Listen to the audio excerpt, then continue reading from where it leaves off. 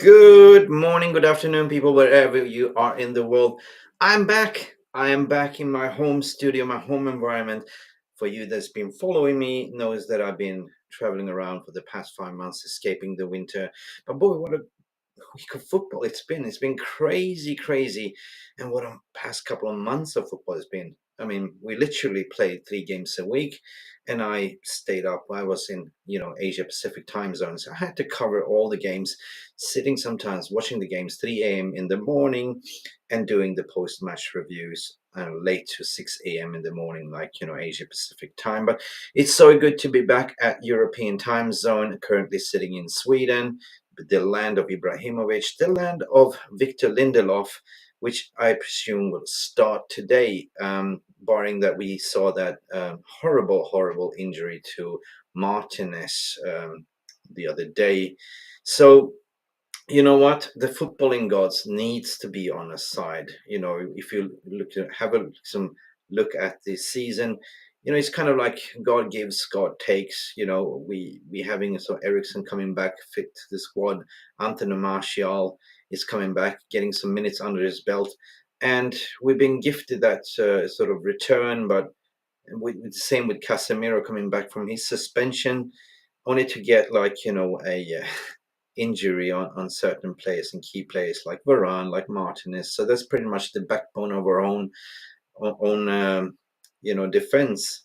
But therefore, it's so important that we need to pray for the footballing gods to give us the strength to carry on. Grant the McLindelof, if they're going to start, for instance, not to mess up, and grant De Gea the power to keep a clean sheet, but also gift the Anthony Martial the strength to carry on for the 90 minutes and actually score a goal. We are definitely going to need it. But I'm so excited and gassed, to be honest, as we speak, because yesterday the footballing gods were on our side, to be honest, right? We saw this catastrophe in a way that if you look at the league table right now, it is a shambles. I mean, we saw the likes of Newcastle dropping points towards us, which is very, very good. I mean, they're currently sitting at joint third, I must say, with their 56 points today. But if we actually surpass Newcastle, we will reclaim our third spot. And please, footballing gods, if you're out there, please listen to our Manchester United prayers, because we really, really need this. We really need this. We need to bounce back. We need those extra 3 points to solidify that top three gap, or top four gap, what people might say, because Tottenham's Hotspurs, with Spursy being Spursy, bottled it against Bournemouth. And my God, I was watching it. I don't know, I feel for you, Spurs fan, for whoever was watching that, but I kind of knew it was kind of written in the start. I kind of, when you watch the game, you kind of feel it in your bones that, Spurs is going to bottle this. This is just Spursy way. And against Bournemouth, and big up to Bournemouth, because they are sort of clearing up the relegation by getting those extra 3 points, so important.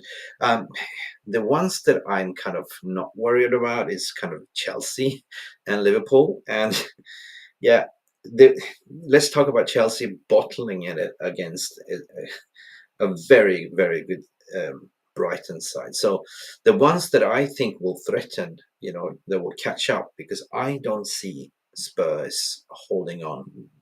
I don't see. I mean, Spurs has a lot of tricky games to go. I think that Villa is the one to watch for, and also Brighton is the ones to watch for, in who will claim actually the fourth and the fifth spot. I think Spurs will actually drop off the face of the earth. Not sure really about Newcastle, but let's dive right into the game today. And this is what we're here for. It's just a short preview. We know this is massive 3 points, and we know that we can actually beat Newcastle. Guys, let me know in the comments below, who do you think will line up? Because for me, yesterday's drop off, the brain farts of Nottingham Forest, the brain farts of Spurs, means that we have a very good advantage to solidify that top three, at least top four today. In terms of my lineup and prediction, I think it's very, very difficult to say. I will pretty much go with um, I mean, what we started off with last week, with Martial on top, that is for me any given Sunday.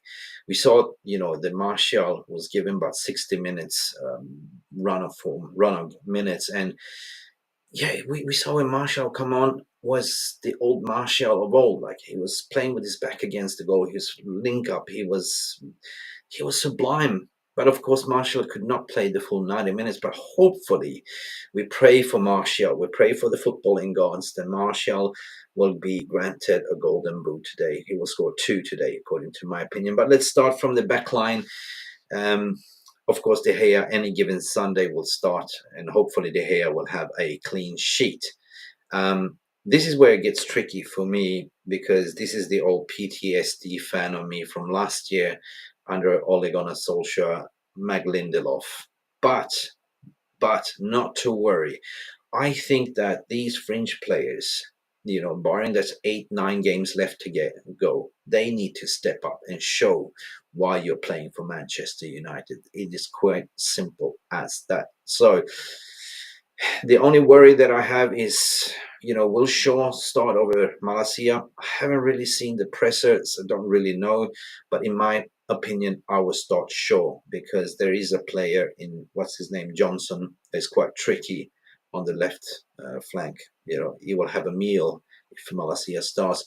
But other than that, I think Wan-Bissaka will start over Diego Dalot. So that is our back four. Now, in terms of the midfield, this is where it gets very interesting to me. Let me know in the comments below. Drop a comment and like. This is going to be a short brew. I'm just having my Don Cafe coffee,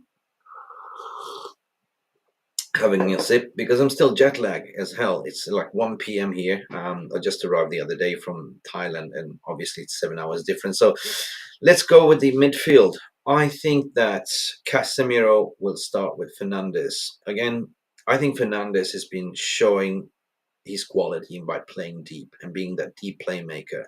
To play him a little bit advanced forward against Casemiro to play as a CDM, it will work definitely. And play Sabitzer, who scored a brace, as a number 10. That is my humble opinion. That is how I think Erik Ten Hag will line up in the midfield, right?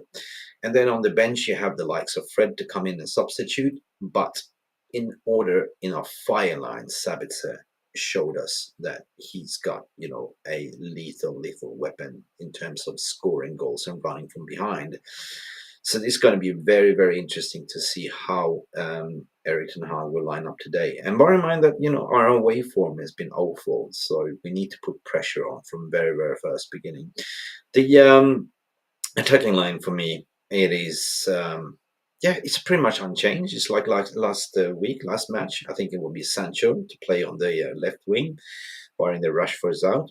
Martial to start and Anthony. So I see kind of a 4-3-3, potentially being a 4-2-3-1. Sorry, that was a hiccup there. Anyway, but guys, let me know what you think. This is never easy to predict how Erik Ten Hag will line up. We are basically very, very thin at the moment, and this is why I said we have to pray for the footballing gods to help us through for the remaining of the season, right? Barring that, the horrible injury to Martinez, also the ankle injury of our key star player Garnacho, the knee injury on Donny van de Beek. There's been a lot of injuries, and according to Marcus Rashford, the groin, and Varane, these are key players, but there's four. This is what we need the footballing gods to help us out to actually do good by us. Guys, in terms of my score prediction, it's tricky, is what I said. Away form hasn't been the greatest, but if you look at Forest, their record hasn't been that great either. They played out of 5 games, they lost 4 and drew 1, so they are also kind of a little bit of dog shit. Excuse my language, but this should be according to my opinion, I think it will be got like 3-1 to Manchester United. But guys, this is my score prediction. Guys, let me know your thoughts. Then let me know what you think in the comments below.